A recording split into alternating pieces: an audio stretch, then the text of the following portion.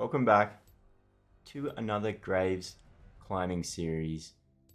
It's basically just going to continue from where I left off in my previous series, but we're going to be one tier higher. So starting in around mid-plat, we're going to climb through, show you guys how to get through plat. You can apply all of those fundamentals I showed you in the iron, bronze, and silver games that I previously played on my YouTube page. So if you're looking to get out of silver or maybe iron, then yeah, definitely check those out. This is focusing more on the mid elos, plat, and emerald. I know there's a lot of you guys that are looking to see some platinum level gameplay or maybe even some emerald level gameplay, and I'm going to show you how I would climb out of these tiers. We're going to be doing a VOD review on each and every game that I play in Platinum and Emerald as I climb through. So maybe you'll be able to look over where I went right, maybe what you're not doing compared to what I would be doing on Graves, or maybe I can even cover the mistakes I have made and what I would have done better. So there's a fair bit to learn throughout each game. As you all know, most League of Legends games are so different from each other, like depending on if you have flamers, inters, and how we're going to work around those inters, flamers, just toxic people in general, because that is, in my opinion, the hardest part about climbing through Platinum and even Emerald. Emerald's by far, from my experience, the most toxic elo. It's filled with a lot of egotistical maniacs that just think they know exactly what they're doing.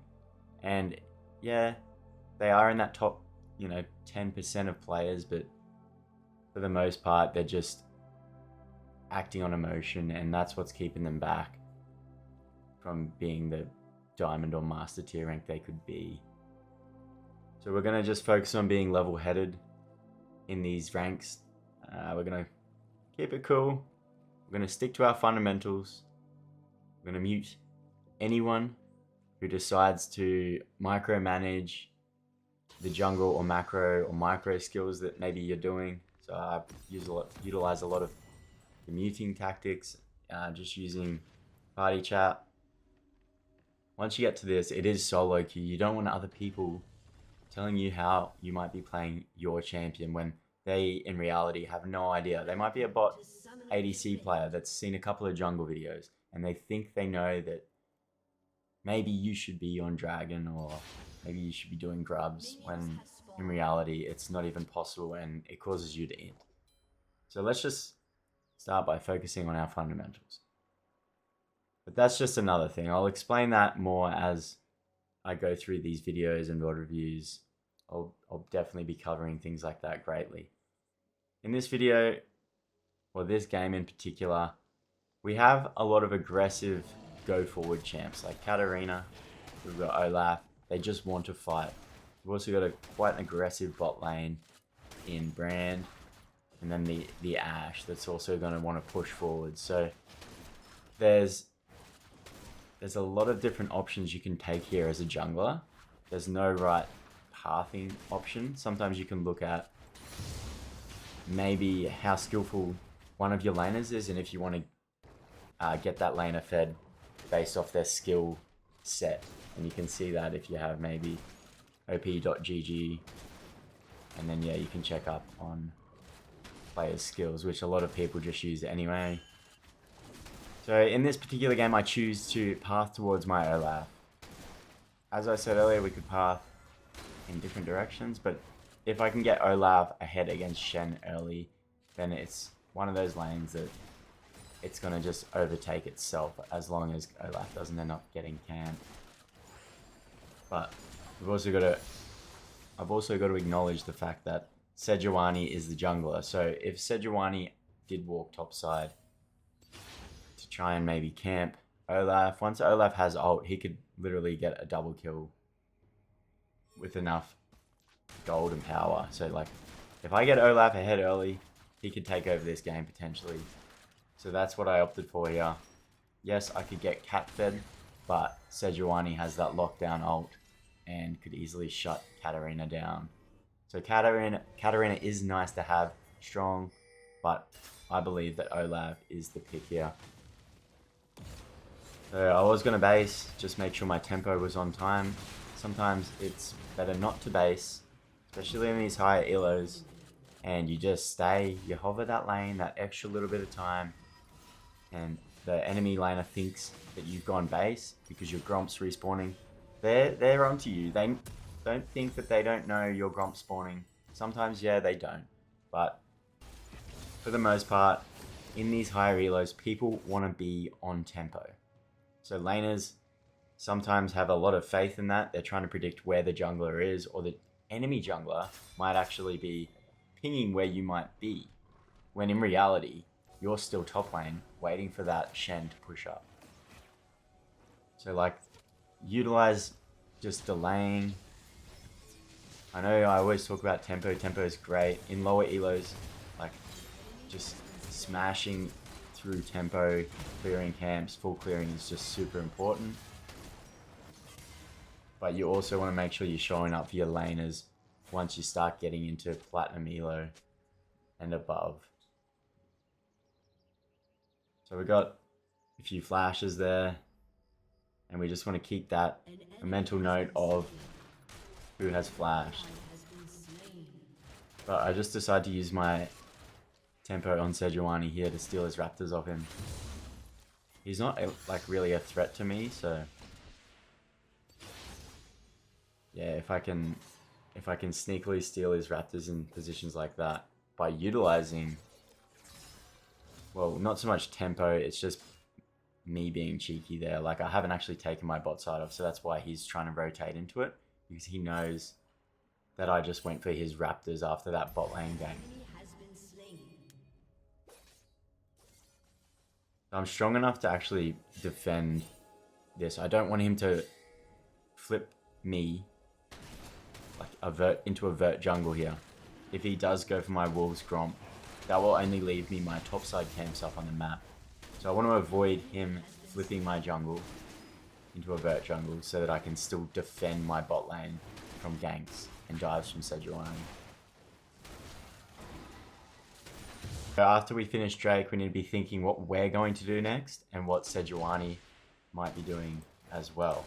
So most likely, Sej is crossing over into my Raptors as he is playing a very reactive style jungle, which isn't what you want to do as a jungler all the time. You only want to utilize that if you're kind of on your back foot. You want to be, the majority of your gameplay wants to be proactive in Platinum. So you want to be choosing what you want to play for. If you want grubs, you make the play for grubs if you can, depending on your matchup. So I clear Wolves into Gromp there because I just wanted to hover my bot lane. We know their flashes weren't up, and I wasn't too worried about losing my top side to Sejuani because I want to play for my bot side anyway now that my Olaf is fed enough to handle his own against Sejuani and Shen. I'm not too worried about him copying a vert jungle on the top side and having Sej camp, because as I explained earlier, Olaf could easily just get a double kill up top and Sej would be stupid to actually show there. You can see in the all chat though that Shen's starting to tilt. He's actually telling me where the Sejuani's positioning is. So from this point on, we just want to not get too excited. Just stick to our game plan. Keep using fundamentals. Keep doing our macro.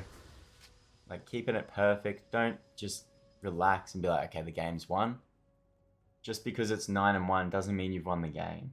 And that's a major mistake that, like, I'm sure some of you have lost games just thinking that you've got the game in the bag when you don't. So just be very, very careful of that. Keep sticking to those fundamentals as much as possible. So Shen actually gets a shutdown. Olaf overextends, but we're going to pick up the kill on Shen here anyway. Grubs are up.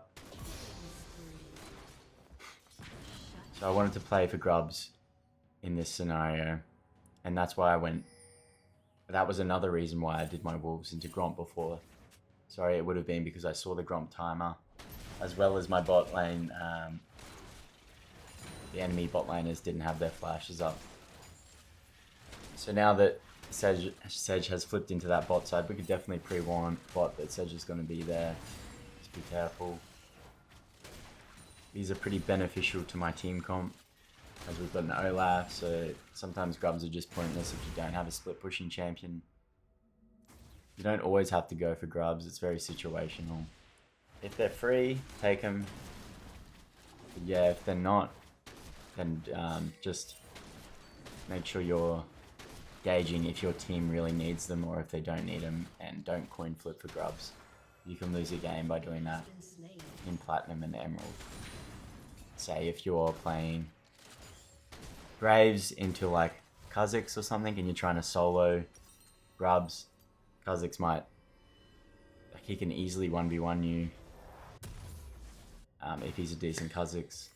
Sejuani's not really a threat, so you can kind of coin flip grubs better there, but obviously don't go for coin flips. Only if you're on your back foot and you really need to try and make something happen. So we're just going to finish. We see Sedge's top. He's doing a bot to top clear.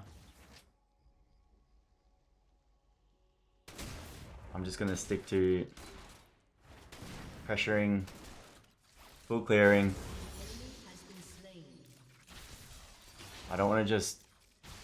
If I can make a play, I want to make a play so we can see Cats coming back to lane with an item power spike over this Orianna. If I can just slow the Orianna down, Katarina will be able to catch up and we should get the kill here. So something to keep an eye on is Sedge is going to reset. He was just topside. Now he's going to be in the bot lane. Ready for Drake. I'm just going to throw a little comment there to the enemy because I saw that the Shen ulted in and just stood there. So he's obviously extremely tilted at his jungler. If I can just snowball that tilting effect more by just throwing a little comment there, then that is also a good strategy as well. Just turning the enemy against their own jungler, and then the jungler is not going to want to play the game.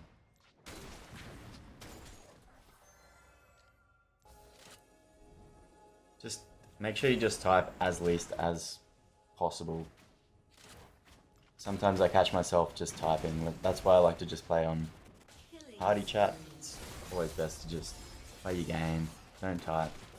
As soon as you type or you're getting frustrated and stuff like that, you're taking your mind off of the macro and what you should be doing next. Like, being a good jungler involves being proactive. Like, I can't stress that enough. You just need to be proactive. You need to be thinking about what that enemy jungler is doing in the next 20 seconds, what you're going to do to counter that, or what you want to play for if you're not playing a counter. Like, see, the bot lane that we could have predicted, okay, well, Sedge is going to try and make a play bot. I'm going to show up before he does that if I knew where his positioning was. So now I have to play reactive. So no Sedge's bot. We're just going to push for the mid tower. We know he's clearing from bot to top, so his Raptors are going to be up. And then his Wolves, and then his Grom. An ally has been slain. They overstay here, so I'm just like... At first I was just going to play reactive. Now I'm like, okay, no, they're actually overstaying at very low level, low health. So we will try and make a play.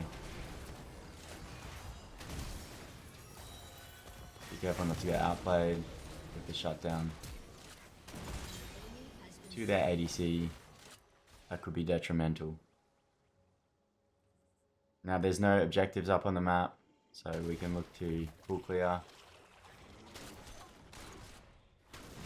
No objectives we need to play for. We can almost afford the collector, so we want to utilize the power spikes on our items as soon as we can buy them. Make sure we're basing in that timely manner, buying the power spike item and getting back on the map to pressure with that item power spike. using item power spikes is a major advantage, so make sure you're utilizing that with good tempo so that you're like showing up for your teammates, yeah, with that power, you know. So no Sedge's bot. I saw him cross over on that ward. Should be able to just take his top side off the map now.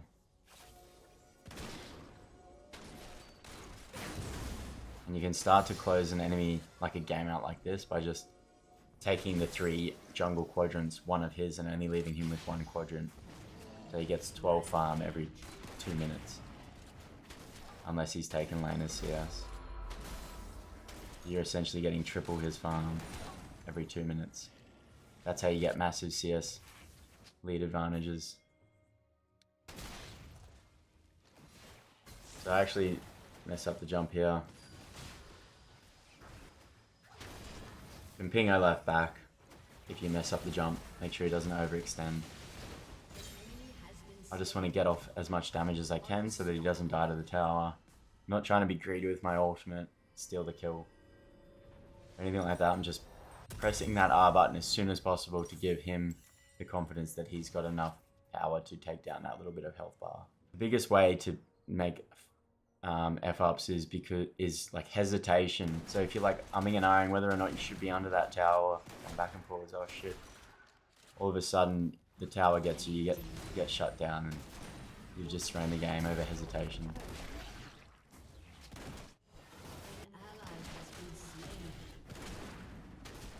So I'm just looking to close the game out with objectives, taking them as soon as they spawn.